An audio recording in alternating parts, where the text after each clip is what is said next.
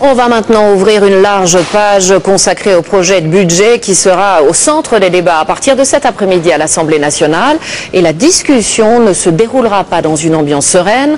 L'agence Moody's a en effet décidé de placer la France sous surveillance pendant 3 mois. Elle menace de remettre en cause le fameux triple A si les déficits ne sont pas revus à la baisse. François Fillon, hier sur notre plateau, n'a pas exclu de nouvelles mesures d'austérité. Le point et les réactions avec Romain Messi et Vincent Barral. L'avertissement est venu d'ici dans la nuit. L'agence de notation Moody's se donne 3 mois pour évaluer la note triple A de la France. Une nouvelle menace de dégradation pour le gouvernement qui peine à convaincre sur la réduction de son déficit public en 2012. Ce matin, François Barouin tente de rassurer les agences et promet que la France fera tous les efforts. La France a les moyens de répondre présent. Nous sommes le premier pays en termes de dépenses publiques. Donc s'il le faut, nous prendrons les mesures nécessaires pour réduire les dépenses, pour être au rendez-vous de ces objectifs. Et puis les mesures fiscales de suppression de niches. On a encore suffisamment de niches fiscales. S'il le faut, nous continuerons de les supprimer.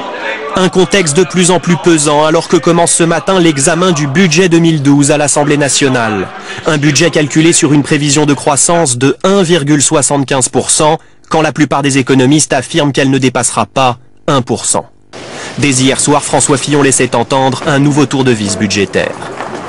On a toujours été au rendez-vous lorsqu'il a fallu réajuster le budget en fonction des prévisions de croissance. C'est ce que j'ai fait au mois d'août dernier. En août, le gouvernement annonçait un plan d'économie de 11 milliards d'euros pour 2012, avec une hausse du prix des cigarettes dès novembre, une taxe sur les mutuelles santé ou encore une taxe sur les hauts revenus, insuffisant selon la gauche et François Hollande.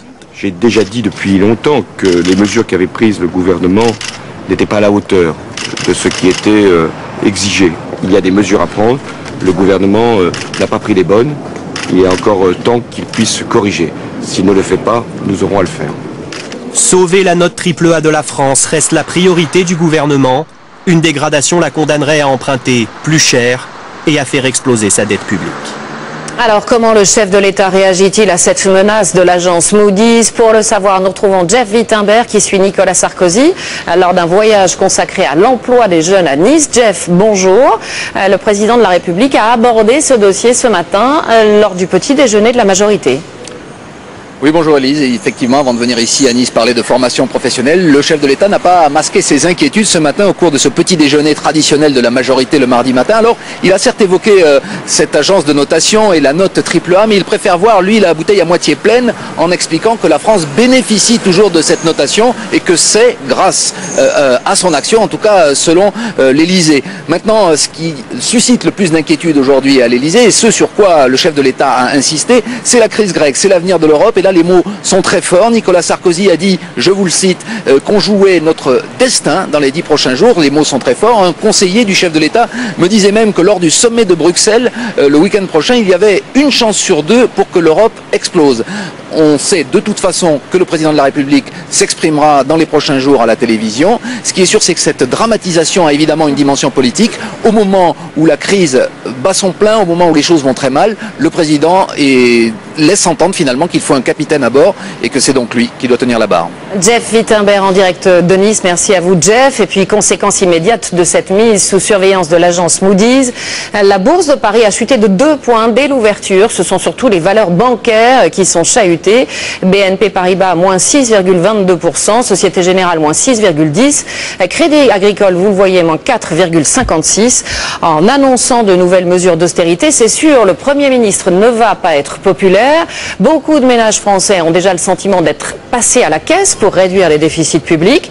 Est-ce vraiment le cas par rapport à nos voisins européens ou sommes-nous à la traîne? C'est François Bedonnet, notre spécialiste européen, qui va nous répondre en direct de Bruxelles. François, bonjour. En fait, chez nos voisins, la pilule est encore plus amère. Oui, absolument. Ce qu'on donne actuellement à l'économie française, c'est un cachet d'aspirine, alors que partout ailleurs en Europe, les gouvernements appliquent des remèdes de cheval. Alors si on compare avec nos grands voisins, au Royaume-Uni, le Premier ministre David Cameron a annoncé 91 milliards d'euros d'économies d'ici 4 ans. C'est à peu près 3 fois le plan français. Outre-Manche, plus de 300 000 postes vont ainsi être supprimés dans la fonction publique. Alors c'est très dur bien sûr, mais ça marche. Une grande agence de notation vient de déclarer que Londres mérite de conserver son triple A. Gros effort également en Italie, qui va plus mal que nous, c'est vrai.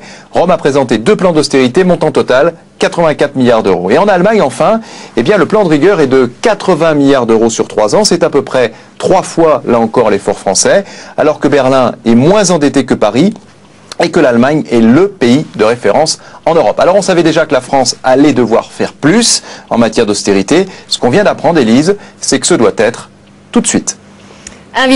Merci à vous François Bonnonnet, invité du Trésor de France de Philippe de Sertine. Bonjour et merci d'être avec nous. Vous êtes professeur à l'Université Paris X et directeur de l'Institut de Haute Finance. Franchement, est-ce que cette mise sous surveillance de la France pendant 3 mois vous inquiète ? Oui, elle m'inquiète. Elle m'inquiète doublement. D'abord, évidemment, pour la France et pour les finances françaises. Le fait de perdre de la note, d'être dégradé, coûterait beaucoup plus cher à la France et aurait des effets dramatiques. Mais surtout, l'inquiétude majeure concerne le fameux plan du 21 juillet qui a été mis en place par l'Union européenne. Dans ce plan qui nécessite absolument une France et une Allemagne qui aient la même base de notation. Si la France perd sa notation, c'est un drame pour le plan du 21 juillet. Mais vous dites si la France perd sa notation, vous pensez vraiment que ça peut se produire dans 3 mois ? Oui, la France est aujourd'hui le plus fragile des pays AAA. La France a à subir, on va dire, 2 éléments ou 3 éléments absolument fondamentaux. C'est d'une part, évidemment, la baisse d'activité très forte, comme partout dans le monde.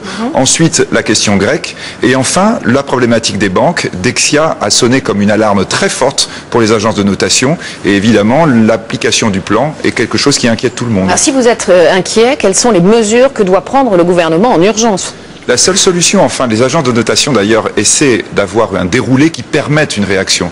La seule solution, à partir du moment où on sait qu'il n'y aura pas de rentrée d'argent, est de dire qu'il va falloir économiser davantage. Et en effet, économiser davantage, c'est ce qui vient d'être rappelé, c'est faire une austérité beaucoup plus forte, des plans de rigueur qui aillent au-delà de ce qui a été envisagé jusque-là. Le plan de rigueur de 10 milliards annoncé fin août avait simplement pour but de répondre au plan du 21 juillet. Donc ça veut dire que pour vous, un nouveau plan d'austérité de grande ampleur est inévitable. Absolument. C'est ce vers quoi doit aller la France et ce vers quoi elle doit aller au plus vite. Et là, il est évident qu'il peut y avoir une collision avec les calendriers électoraux de la France qui, malheureusement, ne sont pas du tout en phase avec les impératifs que nous allons avoir du point de vue mondial et européen. Alors, vous parlez de calendrier électoral, justement. Est-ce que l'austérité est vraiment la seule solution ? Parce que, de fait, ça ralentit aussi l'activité, donc la croissance, et que c'est à double détente.